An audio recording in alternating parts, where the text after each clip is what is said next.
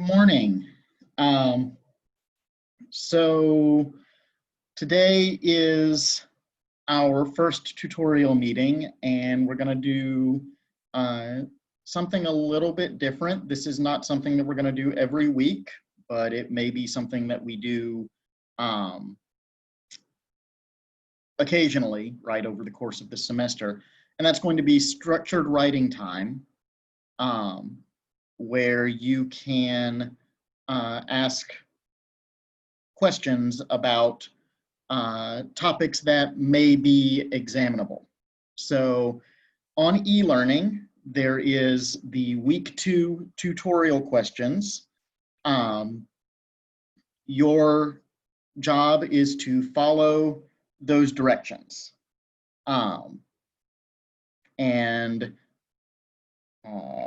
Hang on, I'm admitting a couple of extra people who showed up late. They showed up at the correct time. Okay, so you're going to follow the directions on the week 2 tutorial questions and upload your answers on e-learning. If you have questions during this 50-minute period that we're together, you should feel free to ask them. You can ask them in the chat, you can unmute and ask them using voice, whatever works for you. The last thing that you need to know is that If you don't finish by the end of the session, you do not have to turn in unfinished work. You do not have to worry about rushing to finish by the end of the session. You have until Sunday to submit, and you are more than welcome to submit at any point. Okay. Let's see. I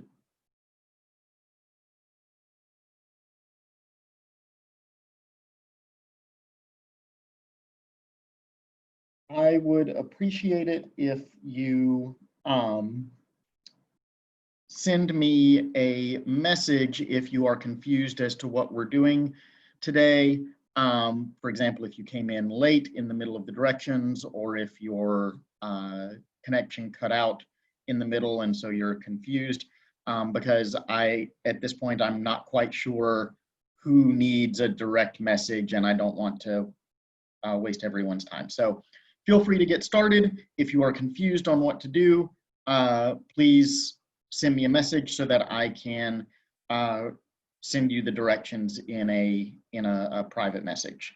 Thanks.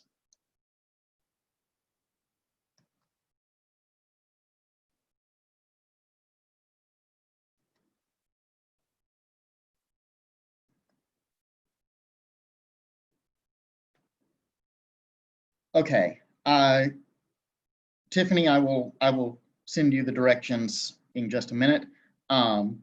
Perry, to answer your question, this particular week, these submissions are being graded on completion. So you submit, and they will be sent, and I will grade them on, basically, if you submit, as long as you submit something that indicates that you're engaged with the question, you get full marks. If you submit, I don't know, if you send me a picture of your butt, right? That will not qualify as a correct submission.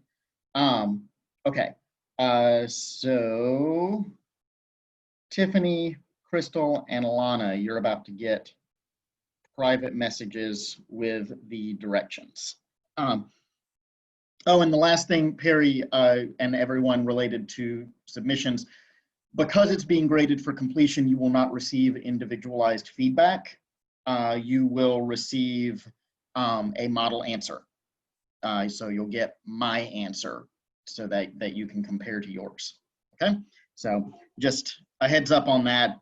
Don't expect me to deliver comments on 150 submissions. That's not going to happen. Okay, so let me send directions to the folks who need them. And again, if you need directions, send me a DM so that I know to message you. Okay.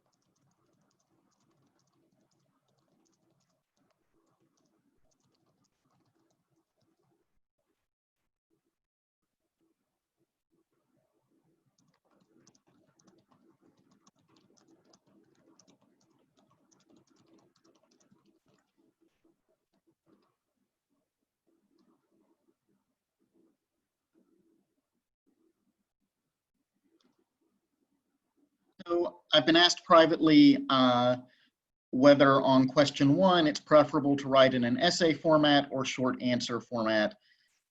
I don't think it really matters, but probably it will organize itself more easily as short answers. But if an essay makes sense to you, write an essay.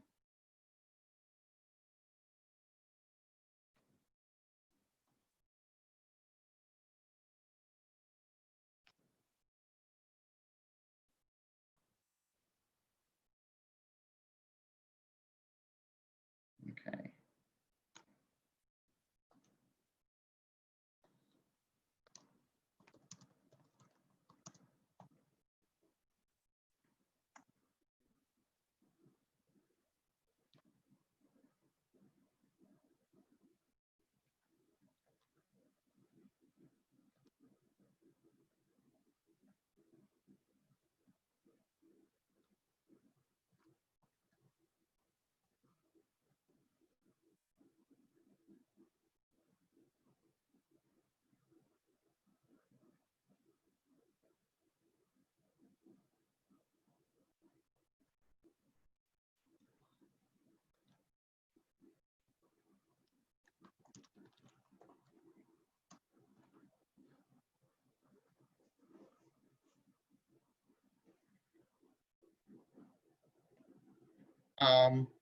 So I've been asked a question, can you answer questions 1 and 2, or do you have to choose from 3 and 4?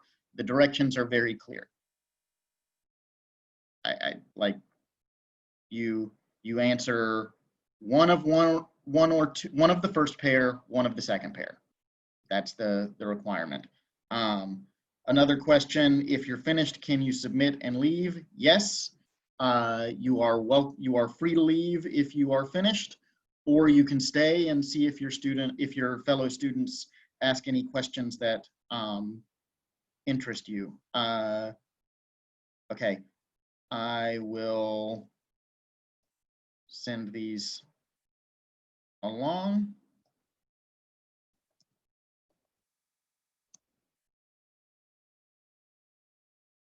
Okay. And Serena, you have your hand raised, so go ahead. What do you have? What's your question? Hi, good morning. Can you hear me? I can hear you. Go ahead. Right. So I was reading the article that Meredith Render that you placed in the worksheet on complexities and property. And Okay. she has said that numerous causes was universal. And she has said that the purpose of it was organizing our normative interactive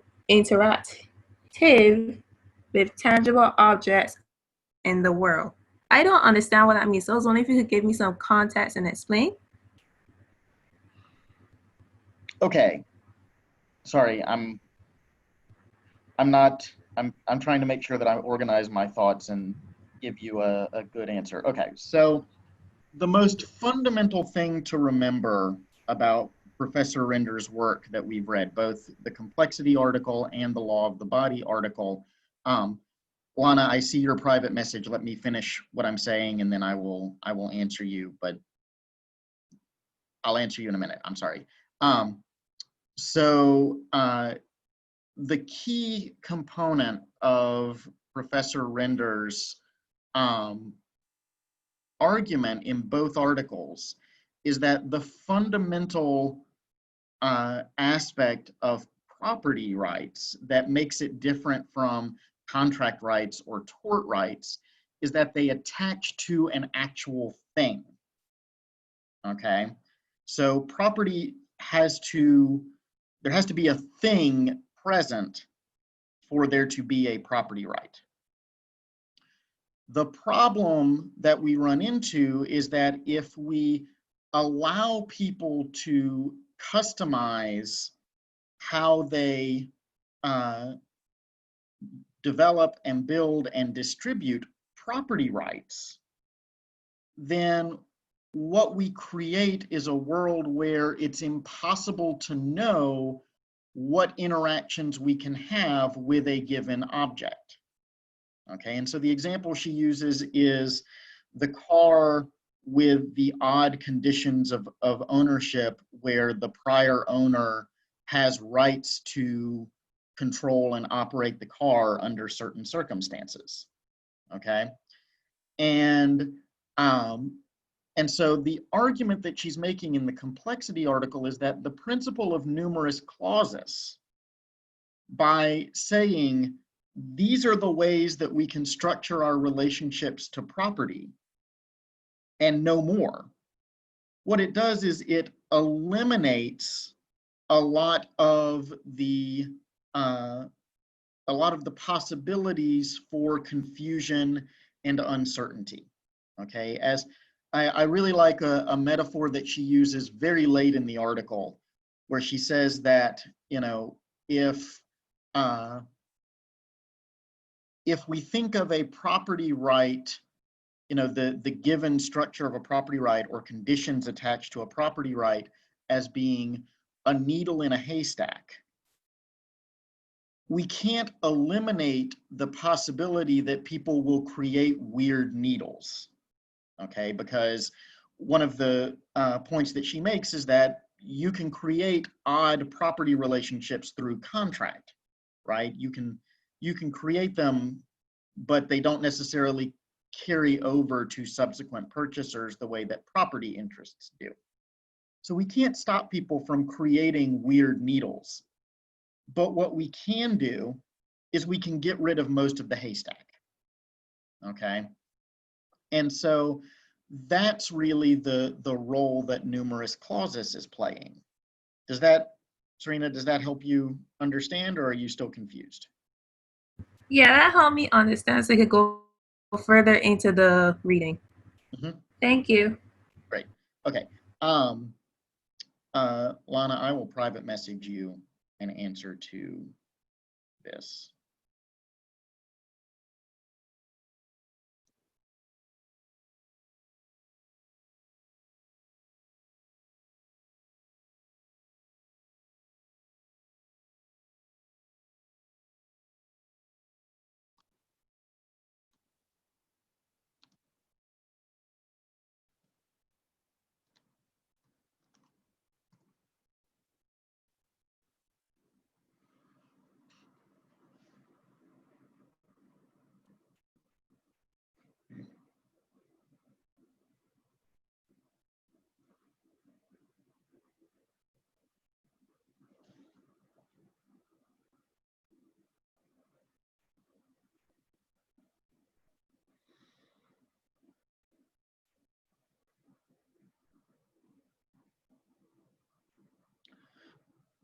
Hi, Tiffany. You can, with regard to the second pair of questions, those are drawn from Professor Render's law review articles. Those are both on Hein Online. In addition, the worksheet is available on e-learning. The Owusu and Codolini readings, to be perfectly frank, I think that for this tutorial and only this tutorial so far, the worksheet will get you what you need. I don't think it's necessary to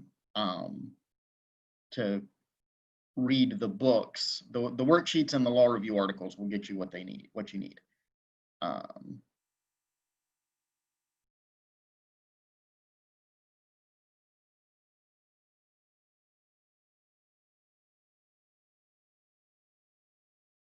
Oh, when you submit your work, please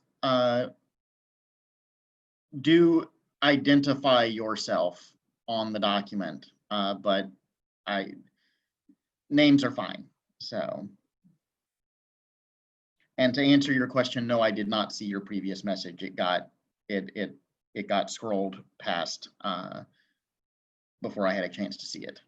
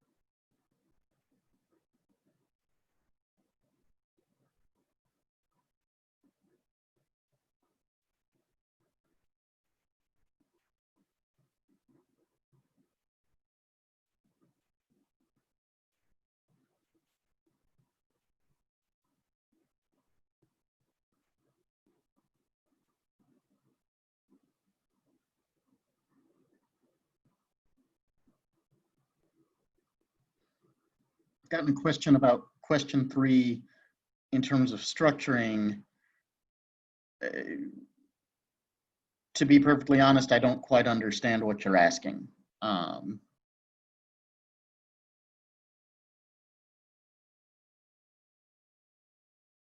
Can you rephrase your question?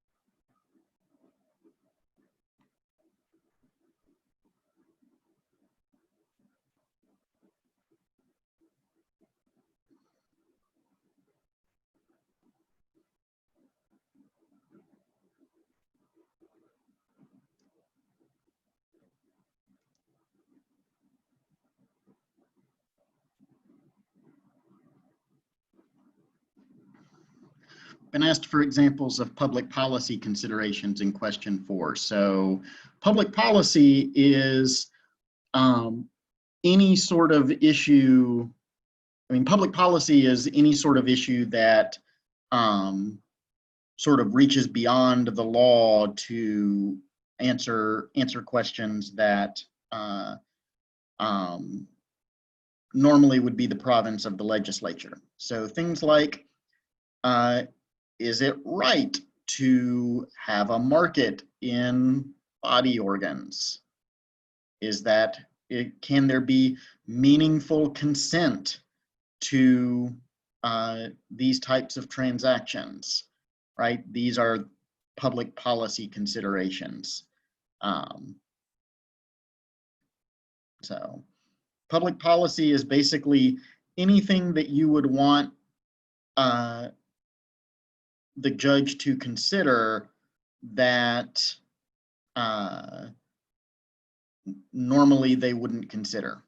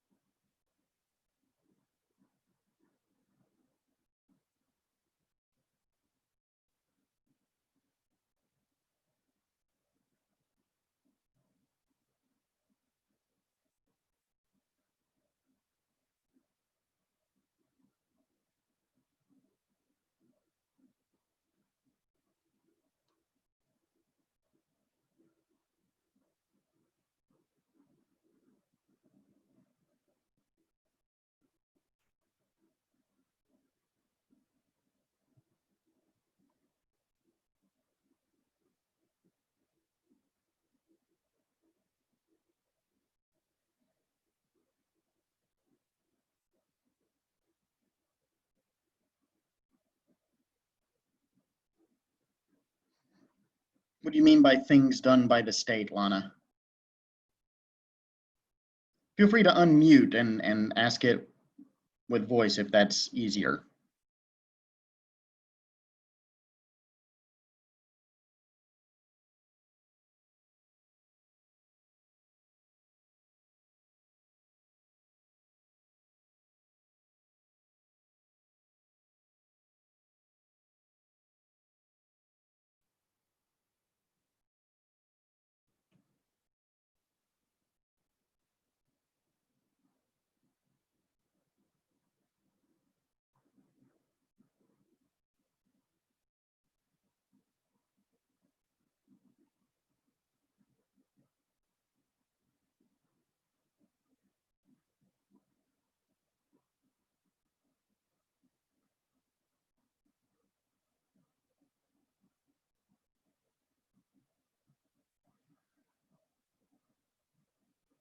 I mean, I think that public policy issues can animate judicial decision making in all sorts of cases. So, for example, if the state seizes privately owned land, one of the things that may be appropriate for the judge to consider is to what purpose is the land being seized. You know, if the Constitution limits the seizure power to public purposes, then arguably that may prevent the government seizing land to transfer to a different private owner, right?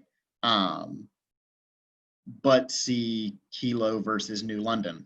You know, so I think that public policy issues can extend to any sort of issue, from actions by the state to actions taken by citizens.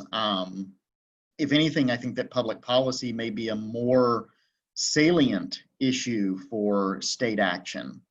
in particular in systems like Barbados, where there's an explicit power of judicial review. So.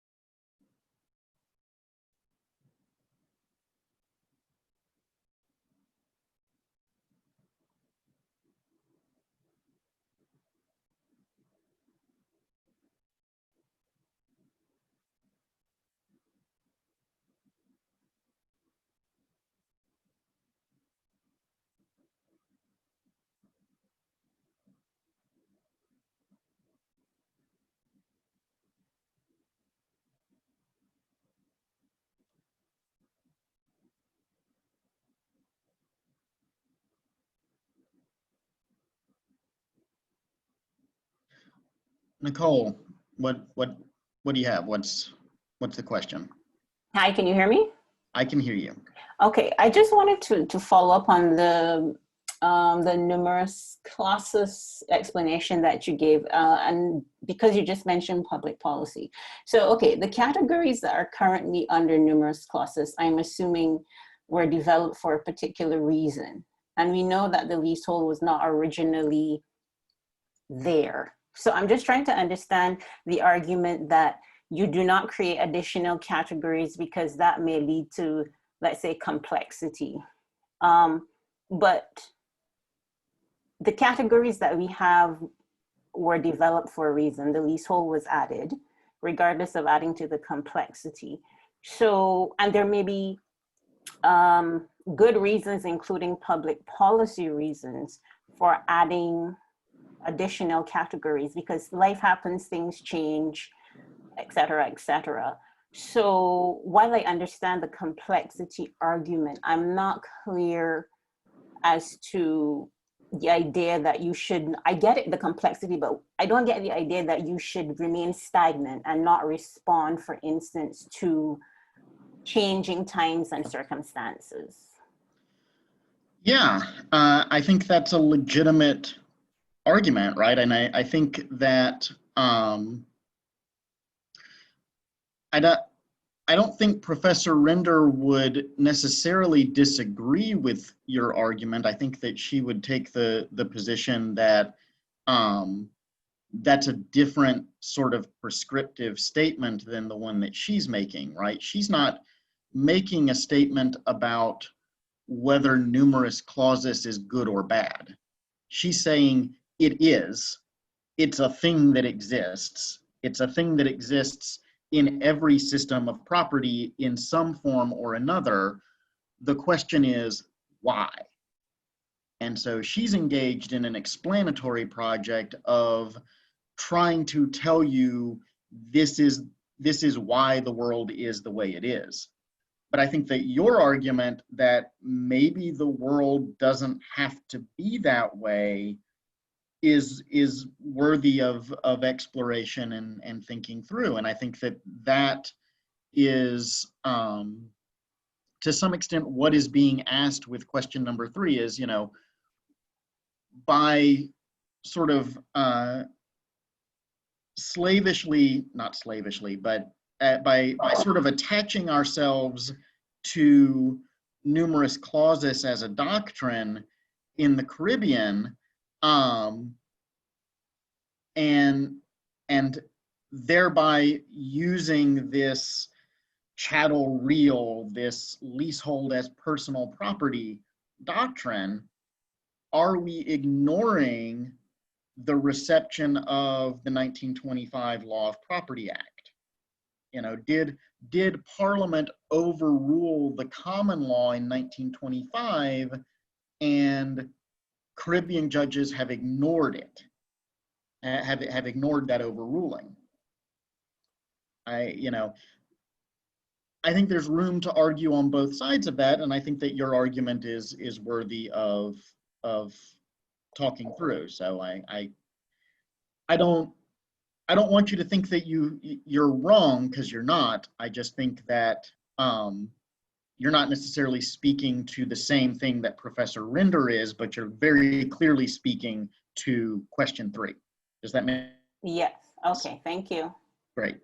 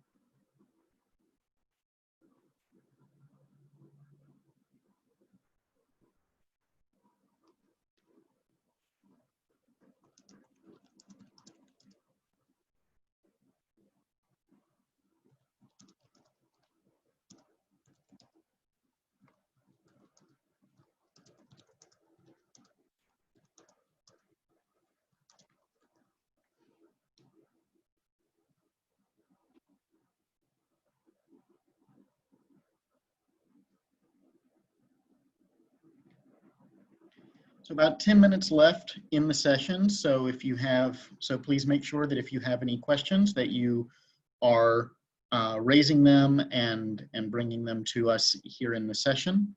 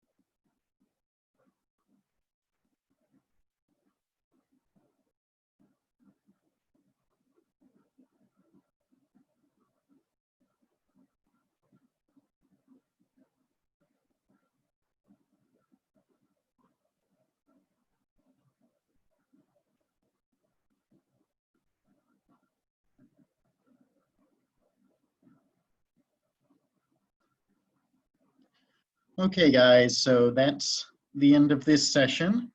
And we're gonna see you guys tomorrow in the lecture and see you next week. Again, if you aren't finished, finish on your own time, upload it anytime this week, and we'll see you next time.